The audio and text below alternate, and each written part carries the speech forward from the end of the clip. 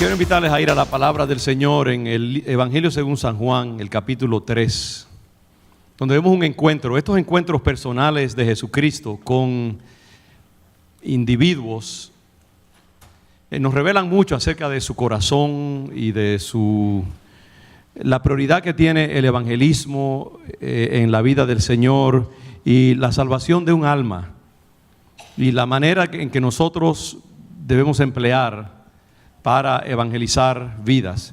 Estos son encuentros que tanto son buenos para evangelizar como también para darnos cuenta de cómo evangelizar y cuáles son los elementos que constituyen un evangelismo efectivo.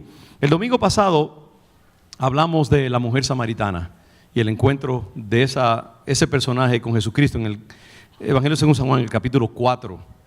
Y vimos que esta mujer es una mujer de dudosa reputación, tiene una vida un poco licenciosa, ha habido 6 hombres en su vida, es una mujer que me imagino que en su comunidad las mujeres la veían con una fascinación y también con miedo de que les cogiera a sus esposos.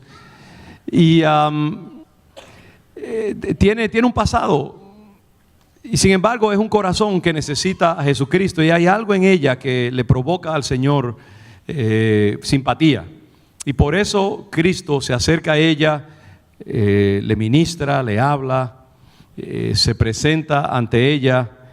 Y es importante que nosotros veamos cómo Él va llevando a esta mujer gradualmente a un conocimiento de Él y a una aceptación total. Y esta mujer, una de las cosas que hace es que se convierte en una gran evangelista. Y eso es lo que yo digo acerca de por qué es importante que nosotros traigamos a otros al conocimiento de Jesucristo. Sabe que los nuevos creyentes muchas veces son los mejores evangelistas porque, como yo he dicho antes, conocen a otros que no conocen al Señor. Nosotros los cristianos muchas veces después de cierto tiempo en el evangelio nos metemos en nuestra propia burbuja, cesamos de tener contacto con la gente que no conoce a Jesucristo.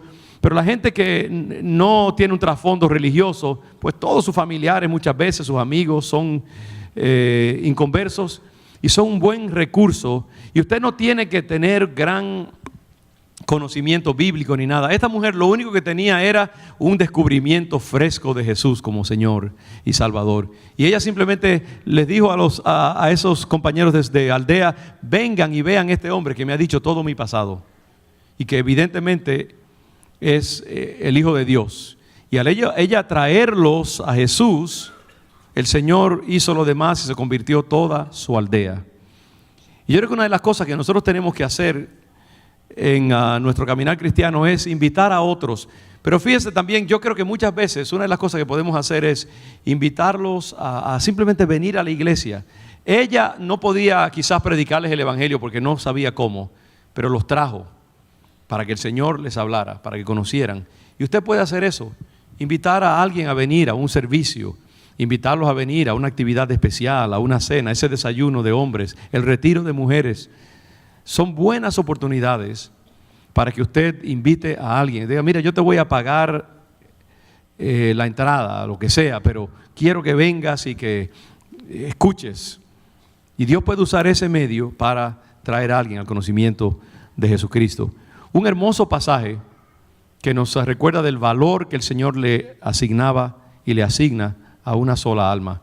Y ahora, en el capítulo 3 del Evangelio según San Juan, tenemos otro encuentro personal. Jesús y Nicodemo. Nicodemo y la mujer samaritana no pueden ser más diferentes en sus trasfondos y en su reputación y su importancia en la sociedad. Miremos este capítulo. En el versículo 1 del capítulo 3 dice que había un hombre de los fariseos que se llamaba Nicodemo, un principal entre los judíos. A diferencia de esta samaritana, una mujer sin ningún tipo de importancia, al contrario, negativa en su figura, Nicodemo es un hombre de prestigio, es un hombre importante, es un hombre probablemente religioso porque es miembro de la secta de los fariseos y tiene cierto renombre entre ellos, una diferencia bien grande. Y sin embargo, el Señor los alcanza a los dos. No hay diferencia porque los dos tienen un alma eterna dentro de ellos, que es lo que es importante salvar.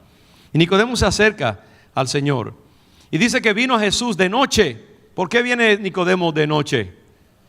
Porque no quiere que sus compañeros fariseos sepan que él está interesado en Jesucristo. ¿Cuánta gente son así? Evangélicos encubiertos, ¿no?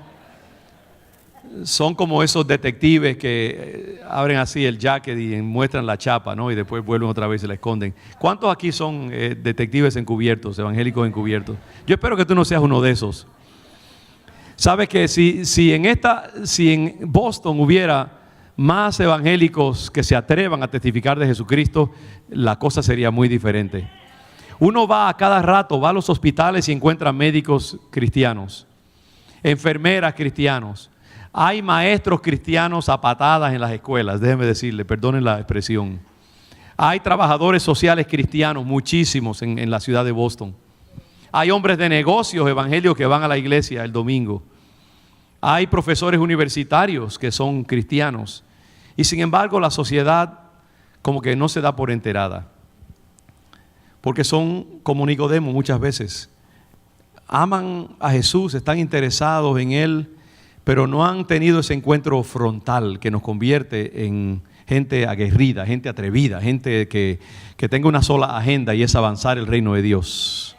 Y nosotros tenemos que ser de ese tipo de creyente. No sea un cristiano de noche, sea un cristiano a la luz del día. Atrévete a testificar de tu fe. El diablo ha metido en nosotros miedo con una cantidad de retóricas culturales, de respeto a la diversidad, a la privacidad de la gente. Y muchas veces hay personas que quieren que tú les hables del evangelio. Pero muchas veces nosotros los vemos y nos dejamos intimidar por la corteza exterior. Pero ellos están interesados y nosotros necesitamos hacer una decisión de ser cristianos radicales, comprometidos con el reino de Dios. Amén. Pídele al Señor que te dé esa capacidad, ese valor para testificar de Jesucristo, para hablarle a otros, de venir a los pies del Señor, de ser un cristiano que te conozcan alrededor. Anoche yo dirigí la ordenación de un joven haitiano muy talentoso, tremendamente dotado en el mundo secular, en el mundo de los negocios, pero también un hombre con una pasión pastoral y de servicio muy grande. Y él invitó a sus amigos y familiares, y entre ellos vinieron varios de sus vecinos y los trajo para que fueran testigos de su ordenación al ministerio. Él estudió en seminario también, se graduó de seminario hace poco y está comenzando una iglesia también. Pero me impactó el hecho de que él invitó a sus vecinos para que vinieran a verlo a él ser ordenado como pastor. Y uno al ver eso, a mí me causa respeto por él, porque eso quiere decir que él está dando testimonio de su fe. Y no solamente eso, sino que sus vecinos piensan lo suficientemente bien de él como para venir a su ordenación. Y eso es una manera de uno muchas veces aprovechar oportunidades especiales donde la gente va a venir y va a recibir, va a escuchar la palabra del Señor. Y yo creo que tenemos que hablarle a nuestros vecinos. No podemos ser cristianos encubiertos. La gente alrededor de nosotros tiene que saber quiénes somos. Y tenemos que asegurarnos de delatarnos, por así decirlo. Y de que la gente sepa en nuestro trabajo. Usted no tiene que estar tampoco usando las horas de trabajo. Si vamos a testificar, hermanos, testifiquemos apropiadamente. Si usted está trabajando, pues trabaje en su máquina de 8 horas de trabajo por 8 horas de pago. Amén. Pero hay momentos, quizás en la hora del almuerzo, alguien viene, se le acerca, usted puede testificar de Cristo. Y también tener cuidado, porque hay ambientes donde quizás son bien hostiles. Y yo creo que hay que tener prudencia también. Yo creo que hay ocasiones en que hay que ser prudente y eso está bien, pero Dios le va a dar oportunidades si usted las busca. Yo sé que hay maestros, por ejemplo, mi hermana Fanny trabaja en el departamento de escuelas de aquí de Boston y el departamento de escuelas es extremadamente puntilloso en eso de que no haya proselitismo, como ellos lo llaman. Y hay maestros que han sido despedidos porque estamos en una sociedad muy hostil, pero ella siempre encuentra oportunidades de testificar de Jesucristo a los niños, a los padres, y han venido padres de la iglesia acá, porque ella les ha testificado de Jesús, en maneras apropiadas, en maneras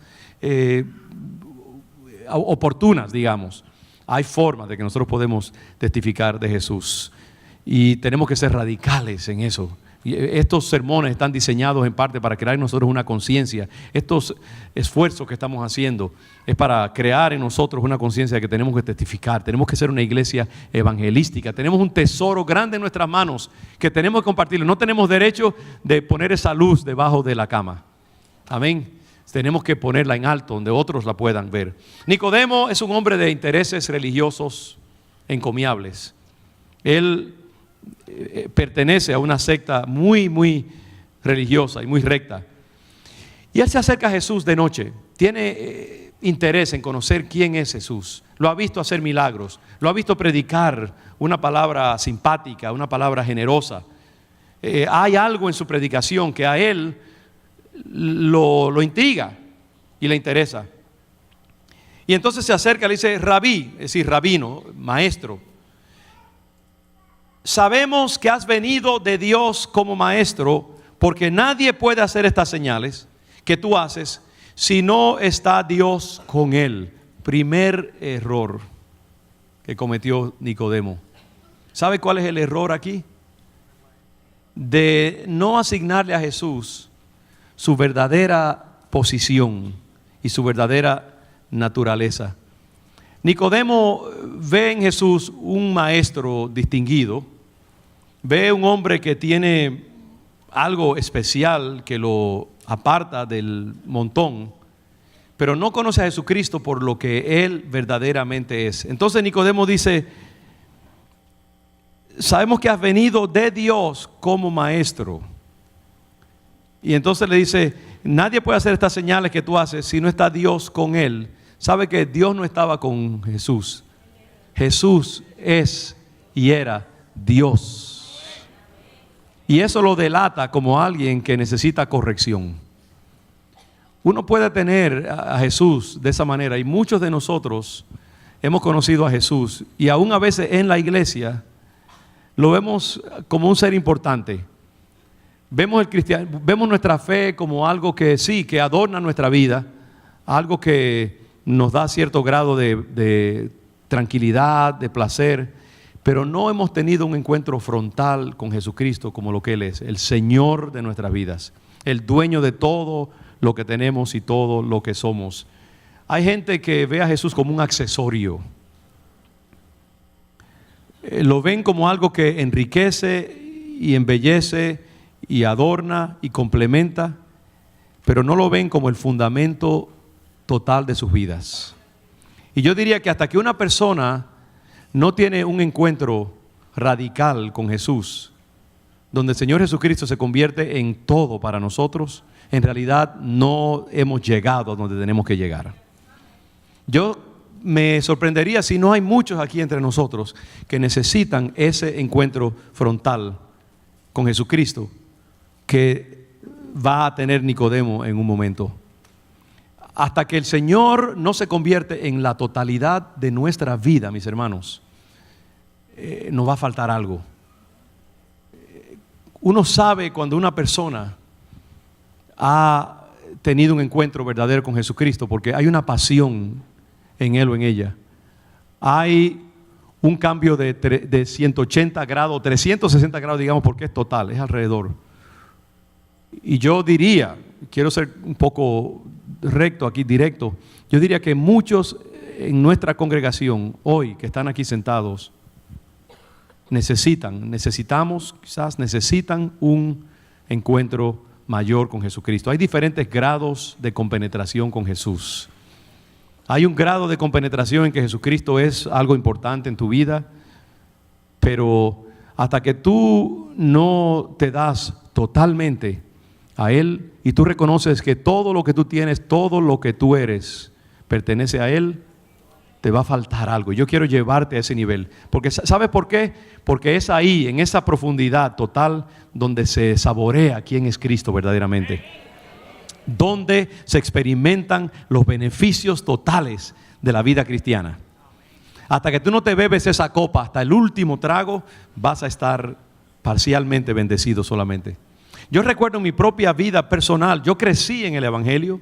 Mi mamá se convirtió al Señor cuando yo tenía como 4 años, habrá sido. hace unos 20, 25 años más o menos.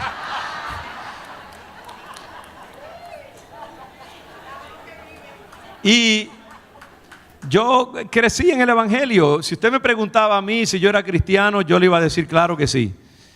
Fui a la escuela superior, fui a la universidad y era más cristino que cristiano. Porque había muchas cosas en mi vida que no eran conforme al Señor. El mundo tenía un agarre en mi vida.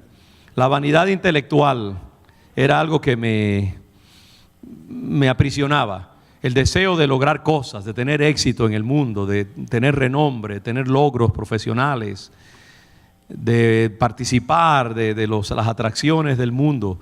Yo amaba a Jesús, pero era como Nicodemo hasta cierto punto. Mi entendimiento de Jesús era parcial y había algo que tenía que quebrarse dentro de mí. Yo recuerdo que una de las cosas que me quebró, ahora que está mi hermana Sari acá, porque nosotros experimentamos eso allá en Nueva York, la muerte de mi padre me rompió por dentro y me quebró mi vaso de alabastro. Fue un dolor, un golpe en el estómago, en la boca del estómago, que me destruyó. Y de esa pulverización de mis emociones y esa debilidad, Dios la aprovechó para entrar a mi corazón. Y algo pasó que de ese desangramiento vino un debilitamiento del agarre del mundo en mi espíritu y en mi vida. Y algo sucedió muy, muy profundo que me mostró la fragilidad de la vida. Y me sorbió ese deseo de fama y de logro personal que yo tenía. Y me provocó voltearme hacia Jesús y buscar de Él con mayor entrega. Y de ese tiempo de luto espiritual que yo pasé después, porque pasaron como 2 o 3 años de ese proceso de luto interno, el Señor lo aprovechó para ir poco a poco redirigiendo mi mirada hacia Jesucristo. Y entonces hubo una conversión en mí, una segunda conversión. Y ese fue el tiempo que verdaderamente yo puedo decir, de ahí yo dato mi cristiandad.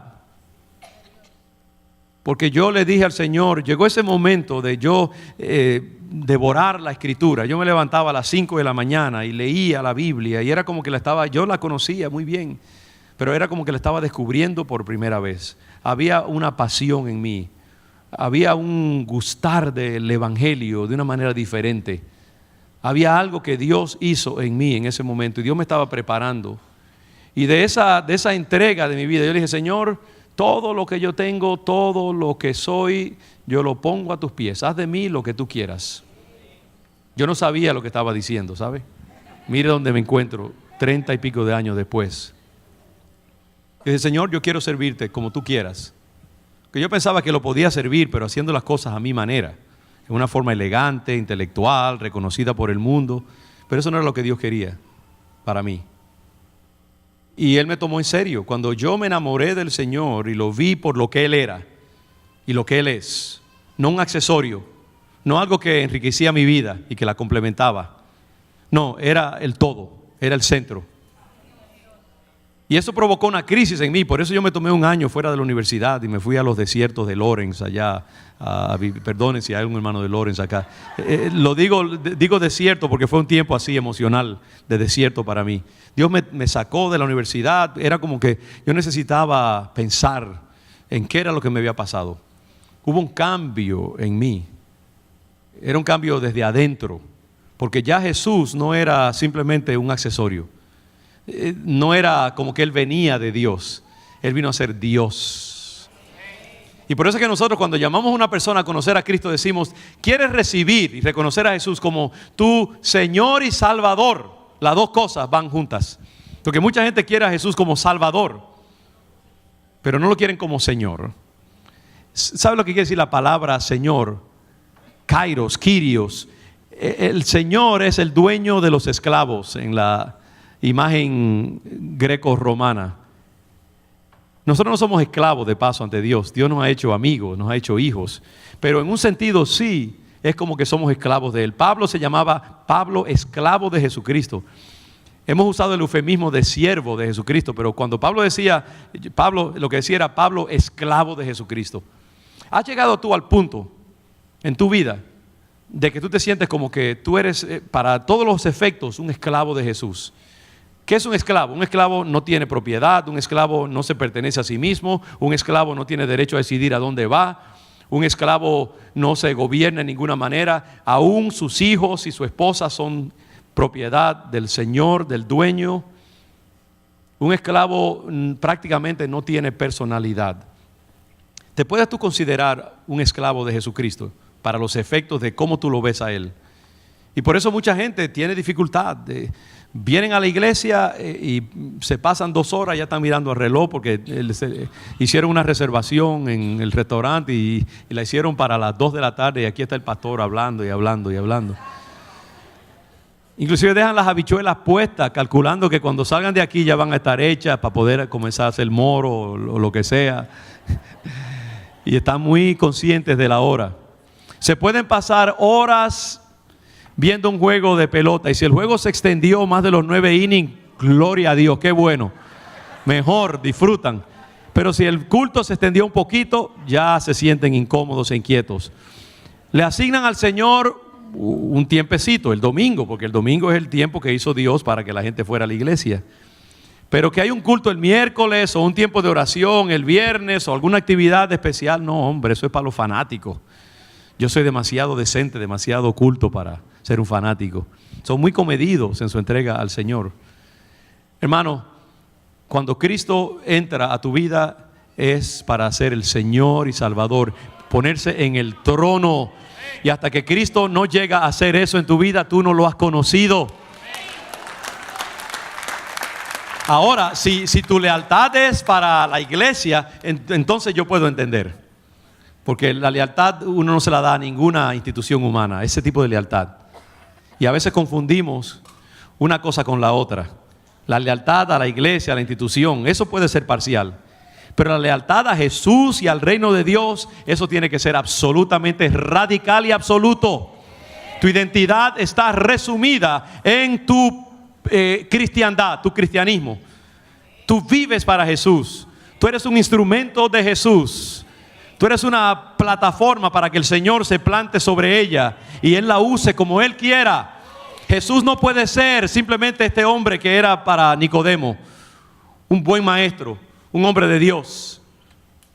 Cristo quería ser el todo en la vida de Nicodemo. Y eso es un elemento que se repite una y otra vez. Nosotros tenemos que llevar a la gente a ese punto en que levantemos a Cristo delante de ellos como Dios, como Señor, como Salvador de sus almas.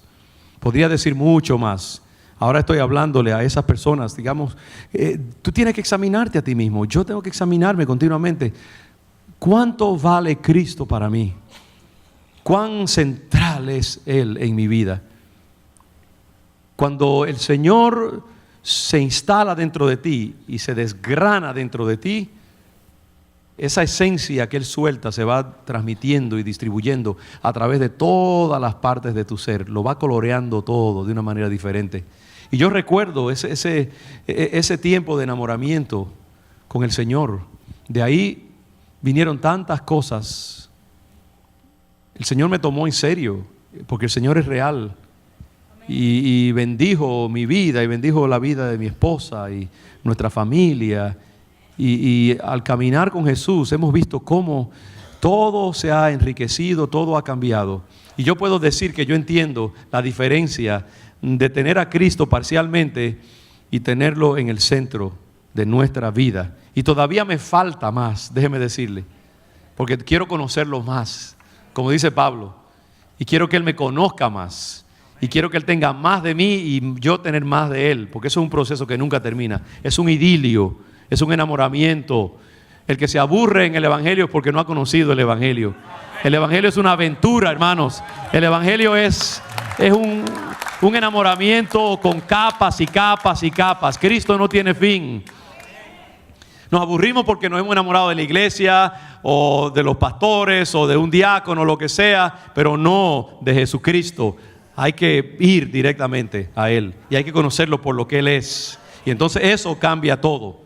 Cuando Cristo se hace real en tu vida, eso suelta una esencia. Por eso es que hay muchos de nosotros que entramos al Evangelio y no damos pie con bola.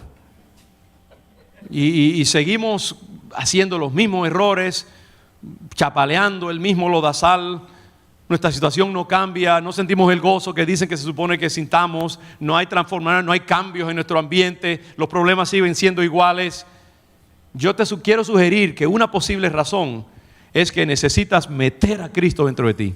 Ese tronco necesitas plantarlo en tu tierra para que crezca otra vez y florezca dentro de ti. Y esto es lo que el Señor le quiso decir. Mire la forma frontal en que el Señor le habla a Nicodemo. Es casi descortés, ¿sabe? Porque el Señor, Jesús tiene una parte bonita y tierna, pero tiene una parte también recta y firme. Y cuando a Él no se le da el lugar que Él merece, Él se pone un poquito sombrío también, ¿sabe?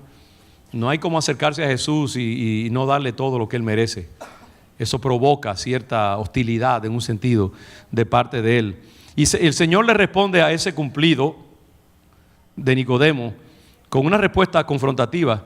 Respondió Jesús y le dijo: de cierto te digo que el que no naciere de nuevo no puede ver el reino de Dios. Si usted mira, en un sentido es cortante la respuesta del Señor. Nicodemo viene a decirle: Señor, sabemos que sí, que tú eres alguien especial. Y el Señor, en vez de decirle: gracias Nicodemo, agradezco mucho ese cumplido, sí, yo soy importante, la verdad. No, le dice: Nicodemo, si tú no naces de nuevo, no te vistas que no vas. Él le está diciendo: a ti te falta algo esencial. Tú me conoces, pero no se ha dado la transacción, no se ha dado la reacción química que tiene que darse para que tú sepas verdaderamente quién yo soy. La conversión es algo misterioso, es algo verdaderamente mágico. Esa imagen de nacer de nuevo es tan importante que nosotros la entendamos para que nosotros podamos invitar a otros a un conocimiento verdadero de Jesucristo. Conocer a Jesús es algo que no pasa desapercibido en el sistema humano.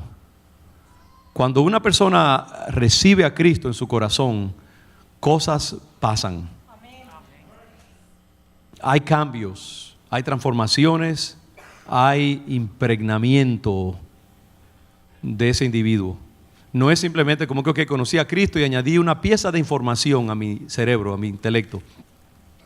Tiene que darse algo mágico, una transformación interna, que la Biblia la define de una forma tan radical que la llama un nacimiento de nuevo. Es un comienzo, no es ni siquiera un comienzo, es nacer, es una creación, una recreación de la persona. Y es importante que nosotros alertemos a la gente acerca de eso, de que hay que nacer de nuevo, hay que borrón y cuenta nueva.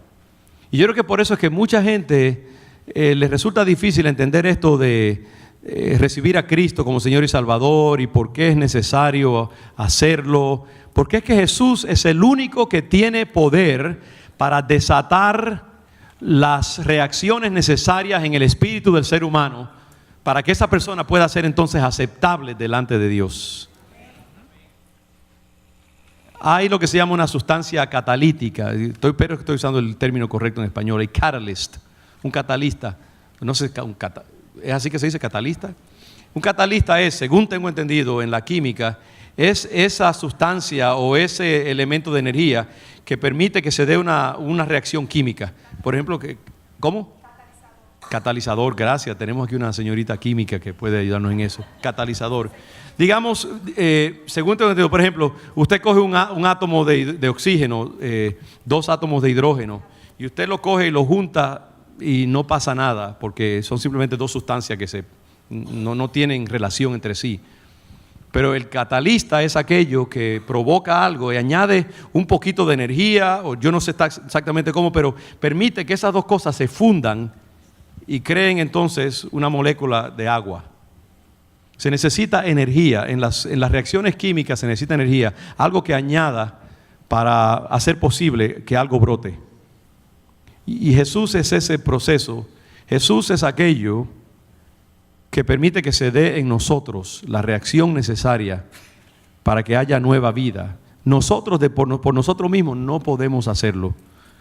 Se necesita la energía, se necesita la esencia que Cristo provee para que en nosotros se pueda dar un cambio de naturaleza. Porque si no, simplemente vamos a crear lo mismo que somos, vamos a continuar siendo lo mismo que somos. La unión entre el hombre y Dios es como unir dos cosas que son totalmente diferentes. La carne humana, imperfecta, pecaminosa, inclinada a la rebeldía, y un Dios puro, perfecto, todopoderoso, justo, santo. ¿Cómo unir esas dos cosas? Cristo lo hace posible. Cristo de alguna manera añade la cantidad de energía que se requiere para fundir esas dos esencias y hacer posible la unión entre Dios y el hombre.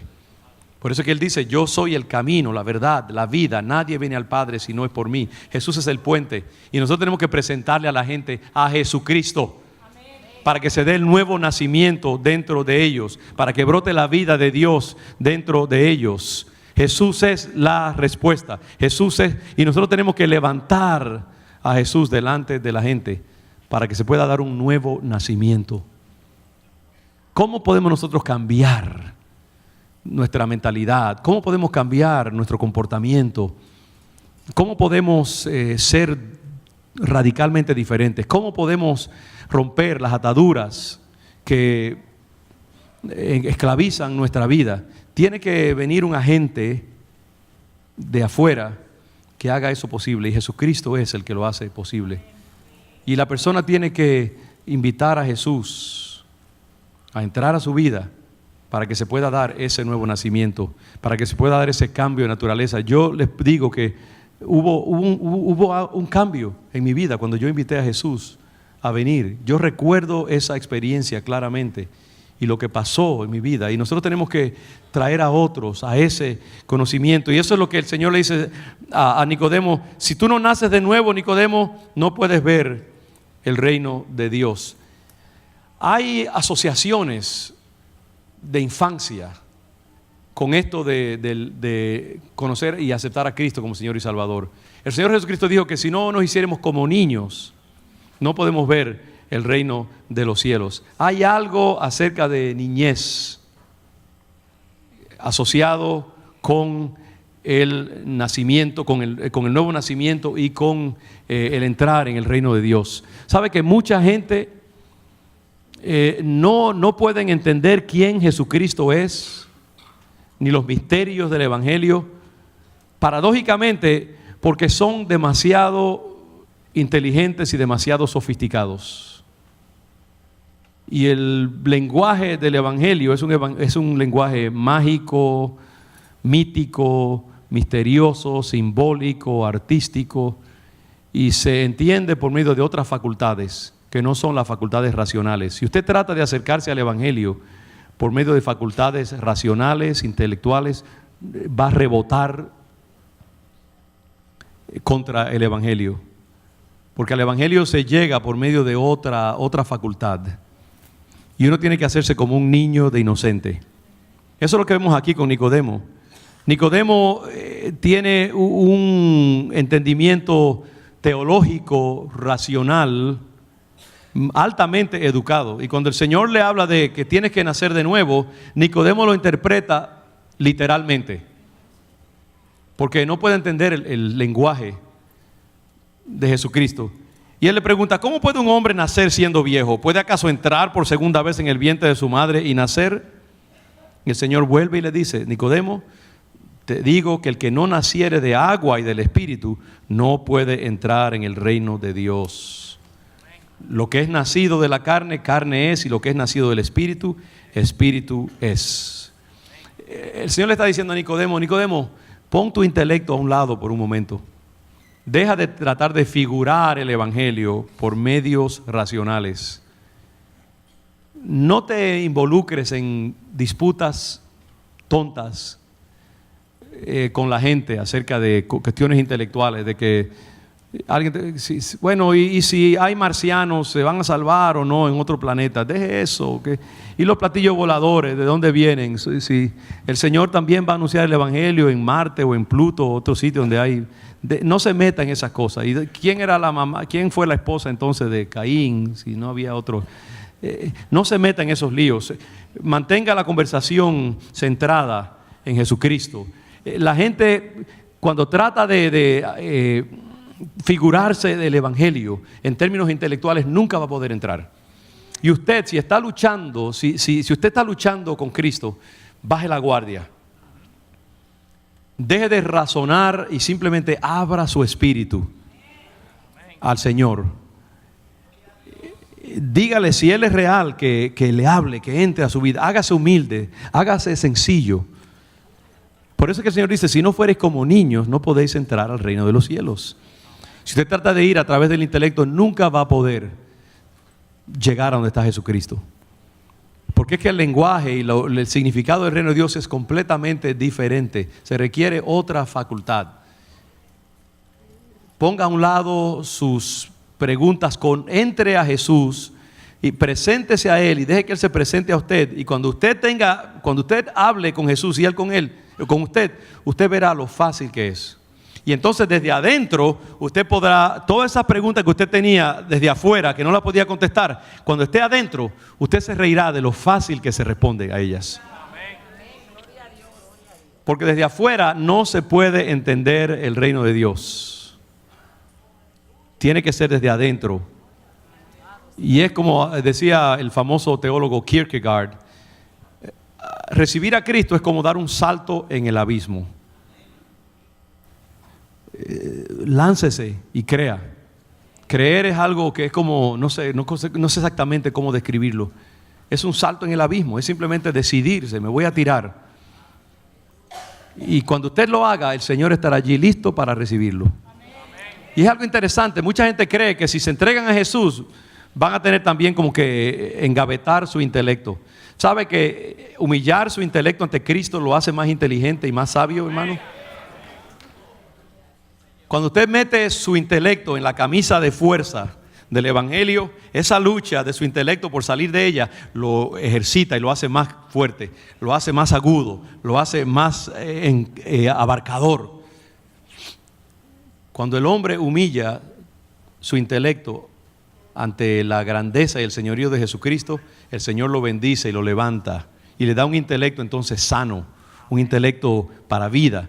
No el intelecto ese agudo y cortante que tanta gente tiene en este siglo, que lo que hace es que envenena y causa tanta corrupción y tanto daño, como vemos el siglo XXI con todo su conocimiento intelectual, todos sus logros científicos, todo su conocimiento del microcosmo y el macrocosmo, desde la genética humana hasta las galaxias y el cosmos, desde las profundidades del océano hasta las alturas del espacio, y sin embargo este mundo está más terrible y más contorsionado que nunca, porque hay un intelecto que mata y hay un intelecto que sana, y el intelecto que sana es aquel que está sometido y humillado delante de Jesucristo, que es el intelecto como de niño, la inocencia, el intelecto inocente que lleva a la vida. Y eso es lo que el Señor está tratando de mostrarle a este gran hombre, a este fariseo bien educado en la teología y en el conocimiento de la ley. Él le dice, mira, esto no es asunto de conocimiento teológico, es asunto de una persona, y esa persona soy yo. Tú tienes que conocerme a mí. Versículo 13, nadie subió al cielo, sino el que descendió del cielo, el Hijo del Hombre que está en el cielo. Y como Moisés levantó la serpiente en el desierto, así es necesario que el Hijo del Hombre sea levantado, para que todo aquel que en Él cree no se pierda, sino que tenga vida eterna. ¿Qué está haciendo el Señor? Está cambiando los términos de la discusión.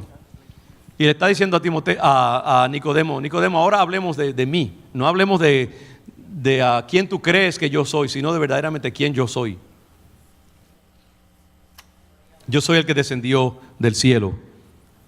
Yo he venido al mundo a revelarle al hombre la naturaleza del Padre, la naturaleza de las cosas espirituales. y hay que mirarme a mí para recibir salvación y vida eterna. Y el Señor usa una imagen de la historia de Israel, cuando en un momento de rebeldía el pueblo de Dios ofendió a Dios en una forma terrible, cuando estaban deambulando en el desierto. Y el Señor los castigó enviando serpientes venenosas que los estaban picando y estaban haciendo estragos entre el pueblo. Y el pueblo clamó y se arrepintió. Moisés intercedió por ellos. Y Dios le dio una fórmula a Moisés. Usted puede leerlo en el libro de Números. Y le dijo: está bien, Moisés, constrúyete una escultura en forma de serpiente y levántala delante de todo el pueblo. Y todo aquel que mire a la serpiente será salvo, será sanado de su envenenamiento. Y si usted piensa que el Evangelio y la venida de Cristo fue una ocurrencia tardía para el Señor, usted no entiende. Dios estaba ahí erigiendo una imagen en el desierto de quién era Jesús y cómo era que iba a salvar a la humanidad. Porque esa serpiente era símbolo de Jesús, que hay que mirarlo a Él. Y el Señor ahora toma esa historia del pasado de Israel y le dice a Nicodemo: mira, yo soy aquel al cual toda persona debe mirar. Hay algo interesante en el hecho de que Dios usara una serpiente para sanar de las picaduras de serpientes. Es como usar algo que es lo mismo, pero que ahora tiene un valor sanador, mientras que antes tenía un valor de muerte. ¿Por qué eso? Porque el hombre en su pecado, el pecado entró por un hombre, por Adán, que ofendió a Dios, y por ahí entró la muerte. ¿Y qué dice la Biblia? Que Dios usó a un segundo Adán, otro hombre, para traer sanidad y vida a la humanidad. Cristo Jesús, Dios y hombre. Entonces el hombre fue instrumento de muerte en la caída adánica, pero ahora a través de Jesucristo, como la serpiente de bronce viene a sanar las picaduras de la serpiente original, Cristo ahora ha sido puesto para sanar a la humanidad de la caída propiciada por el pecado de un hombre. Y entonces la gente, al mirar a esa escultura y mirarla con intencionalidad, podía recibir sanidad. Y eso es lo que nosotros tenemos que decir a la gente: mira a Jesucristo. No le venda un sistema, no le venda una iglesia, véndale una persona que pueda hacer la diferencia. Yo le decía a los hermanos esta mañana en servicio de las 9, si a mí me dijeran: mira, tú tienes cáncer, y si tú miras esas flores, si tú posas tu mirada sobre esas flores, vas a recibir sanidad. ¿Cómo usted cree que yo miraría esas flores? Yo me las comería con los ojos. Sería como los muñequitos. ¡Uy! Me salen los ojos y se pegan a ellas, ¿verdad? Yo las miraría asegurándome de que las estoy viendo, y las contaría una por una para asegurarme de que esa mirada fuera verdadera. Así tiene la gente que posar su mirada sobre Cristo Jesús, el Hijo del Hombre. Tenemos que invitarlos: pon tu mirada en el Hijo de Dios. Tu voluntad, tus afectos, tus esperanzas, tus emociones, todo, enfócalas en Jesucristo. Y eso es lo que Dios ha querido que nosotros hagamos. Eso es lo que tenemos que decirle a la gente.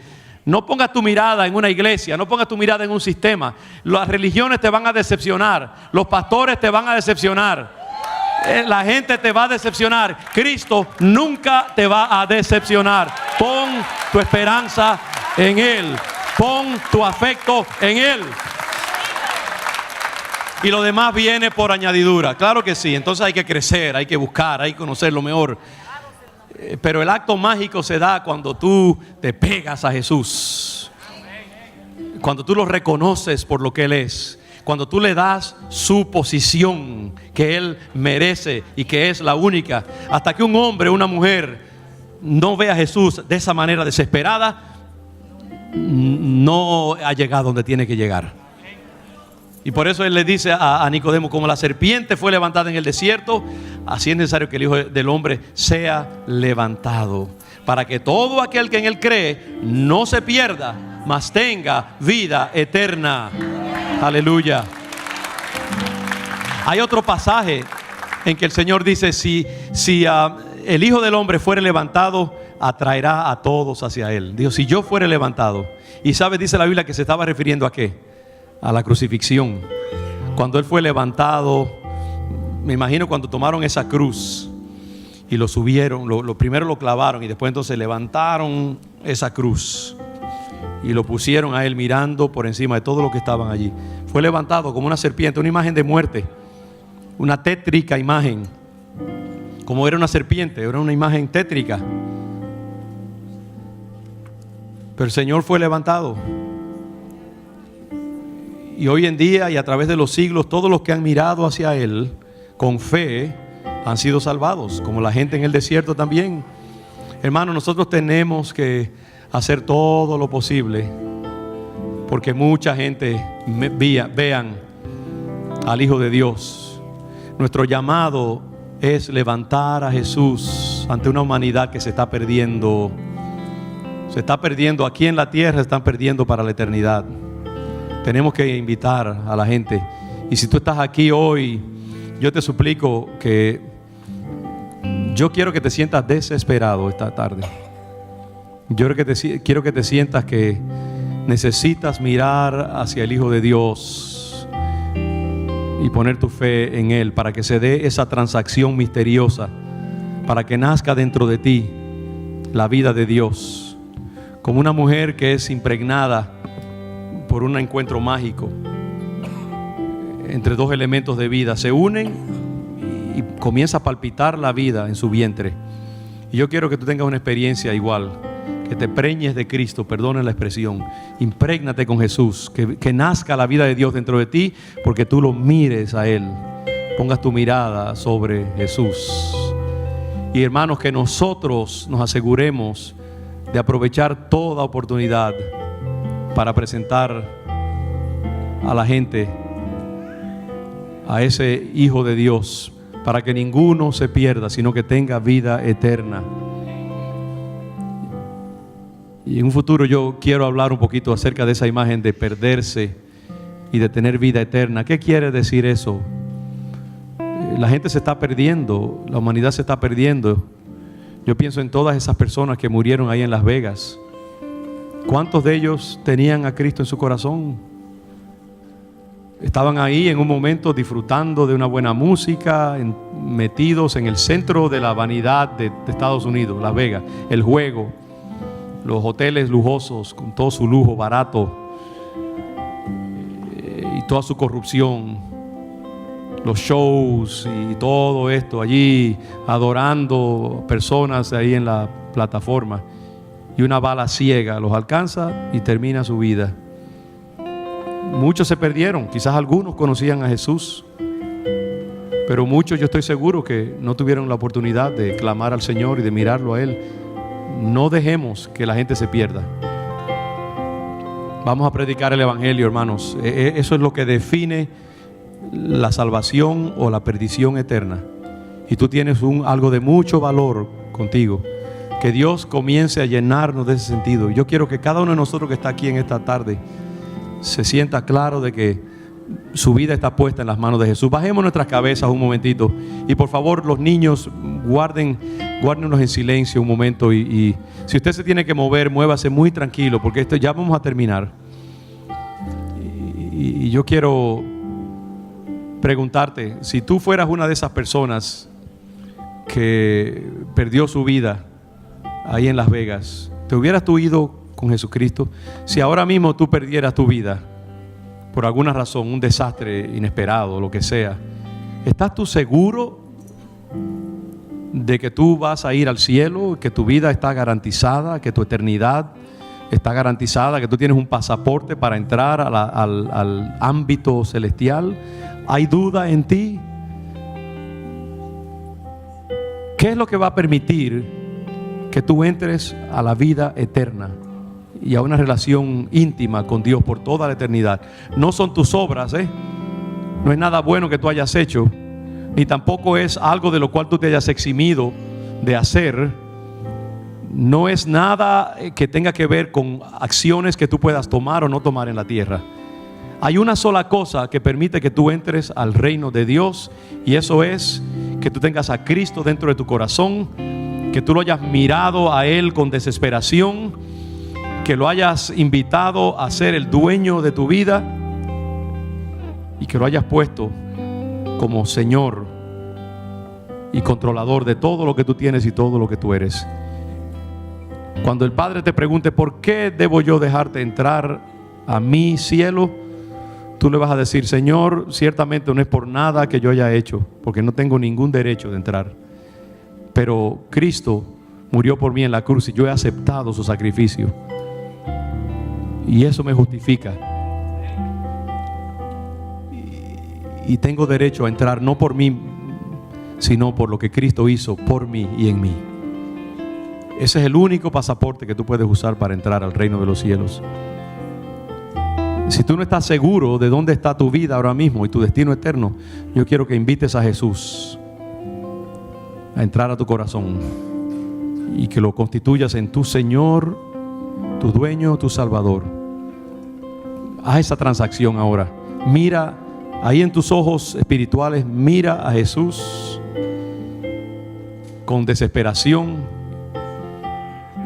y deja que Él haga su obra dentro de ti. Esa mirada te va a impregnar, te va a fertilizar con la vida de Dios. ¿Quieres tú invitar a Cristo como tu Señor y Salvador a entrar a tu vida? Quiero invitarte ahora a levantar tu mano donde quiera que tú estás. Si tú has hecho si has dado ese paso de fe, si tú quieres hacer de Cristo tu Señor, levanta tu mano. Quiero orar por ti esta tarde. Quiero entregarte, ponerte en las manos de Jesús. Amén. Dios te bendiga. Mira a Jesús, mira a Jesús. Dios te bendiga. Alguien más, Dios te bendiga. Este joven acá también. Allí detrás se levanta otra mano. El Señor es levantado. Yo lo estoy levantando ahora mismo. Él está ahí, así. Digamos que está suspendido, con sus manos extendidas, diciendo: venid a mí, todos los que estáis trabajados y cargados, yo os haré descansar. Y tú estás mirando a Él con esperanza, con gran deseo. Alguien más, levante su mano. Póngase de pie un momento, quiero verle. Póngase de pie. Invite al Rey de Reyes, Señor de Señores, al Hijo de Dios a entrar.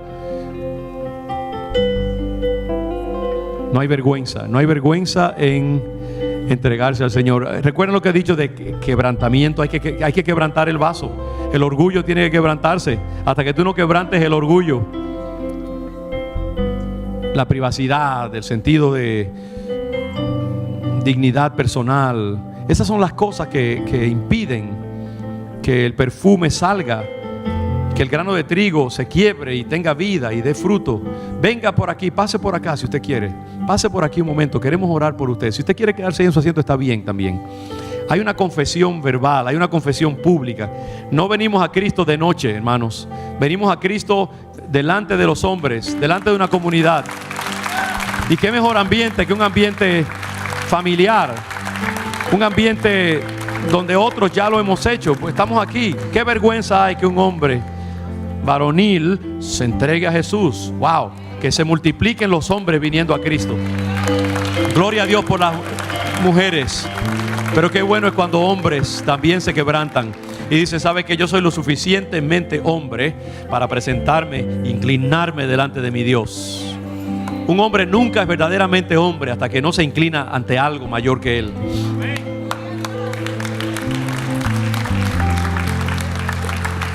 Hermanos, vivimos en tiempos de gran peligro. Hay bestias salvajes que se han soltado y están caminando por este mundo ahora mismo.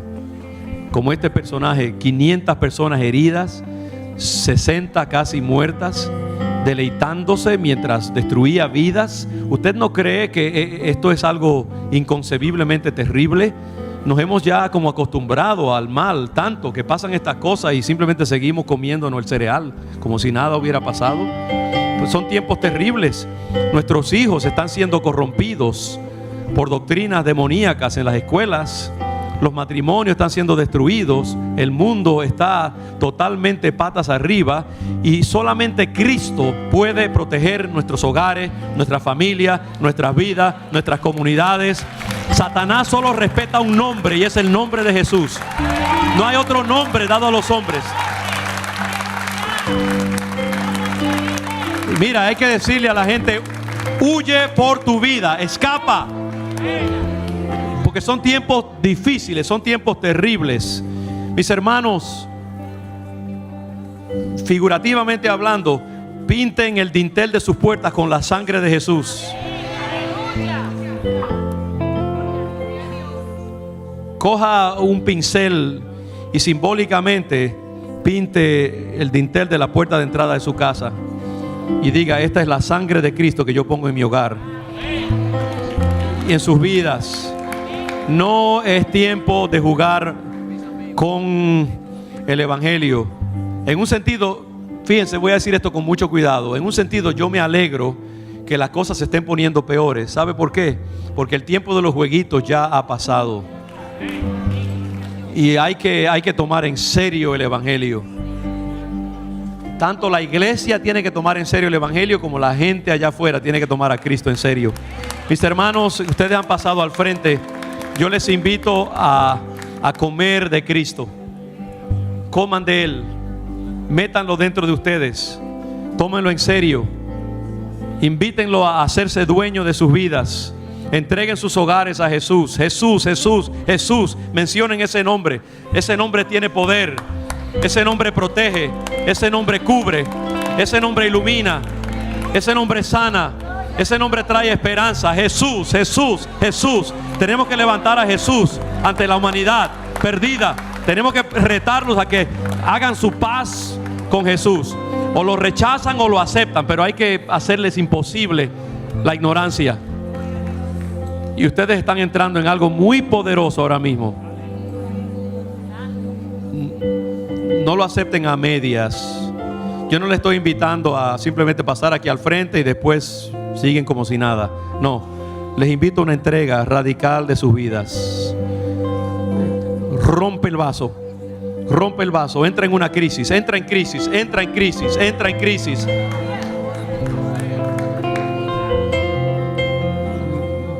Busca allá adentro de ti ese centro.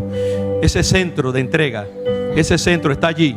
Desátalo. Desata esa energía dentro de ti. Desátala. Desátala. Lucha. Lucha por tu encuentro con Jesús. Mira hasta que lo descubras. Él está ahí. Aleluya. Y ese Jesús es poderoso para desatar poder. Poder para toda necesidad, toda situación, todo con lo cual tú estás luchando. Pero enamórate desesperadamente de Él e invítalo a esparcirse a través de todo tu ser. Dios bendiga esa pareja tan linda, jóvenes. Amén. Dios les bendiga. Inviten a Jesús y háganlo dueño de su hogar. Entreguen sus vidas a Él. Yo añoro el día en que la gente venga corriendo a la casa de Dios para entregarse a Cristo. Mientras más jóvenes, más apuestos y más talentosos, gloria a Dios, mejor, más bendecidos serán y más bendecirán a otros también. Cristo, vamos a decirle al pueblo, a la gente allá afuera, solo Jesús representa refugio y esperanza para esta humanidad. Vamos a invitarlos a que traigan a sus familias, que hagan de sus hogares un templo donde more Jesucristo, para que el Señor pueda cubrirlos del mal, de esas serpientes venenosas que abundan y que seguirán proliferando en el mundo. Mayor se hará la presencia del mal con el paso del tiempo, mis hermanos, y solo la sangre de Jesús podrá cubrir. Solo la persona de Jesús podrá proveer protección. No estamos presentando un Cristo mansito allí, todo tierno y acogedor. Eso Él es así, pero Él también es el león de Judá, el único cuyos rugidos respetan los demonios y el infierno, el único que puede protegernos y cubrirnos con su amor feroz de los ataques del diablo. Vamos a presentar a Jesús, vamos a enamorarnos de Jesús, vamos a vivir por y para Jesús. Entreguemos nuestra vida al Señor. Traigamos a otros al conocimiento de Cristo. Esto es guerra, hermanos. Esto es ya, las cosas se están definiendo claramente. Esto es binario, sí o no. Vida o muerte. Infierno o salvación eterna y cielo. Es así de sencillo. O sujeción al mal e impotencia ante sus estragos, o protección de parte de Dios para tu vida, para tus hijos, para tu hogar, cuando tú vives íntegramente pegado a Él. ¿Cuál vas a escoger? Eso es todo. El día de la decisión es ahora. Hoy es el día de la salvación. Entréguense así desesperadamente al Señor y vamos a traer a otros. El único Jesús, el único, el león de la tribu de Judá. Aleluya, te adoramos, Señor, te levantamos. Ayúdanos a levantarte ante la humanidad. Oh, ayúdanos a encontrar ese centro de poder que eres tú. Aleluya. Padre, levanta un pueblo feroz, un pueblo amoroso y feroz, un pueblo tierno y guerrero, un pueblo peligroso para el diablo y su infierno. Oh Dios, danos la palabra, danos la capacidad para traer a otros al conocimiento de Cristo. Multiplica los números de los salvados, Señor. Aleluya. Suelta tu esencia, Padre, en este tiempo. Derrama tu poder, Padre, que se llene toda la casa del perfume. Que esta ciudad conozca el nombre de Jesucristo. Que el Hijo de Dios sea levantado ante los poderes de este tiempo. Aleluya. Suelta tu poder, Señor. Suelta tu poder. Aleluya. Suelta la boca de tu pueblo para que anuncie al Cristo resucitado. Aleluya. Queremos más de ti, Señor. Te necesitamos. Gracias, Jesús. Gracias. Te adoramos. Adora al Señor. Glorifica al Señor. Glorifica al Señor. Gracias. Aleluya.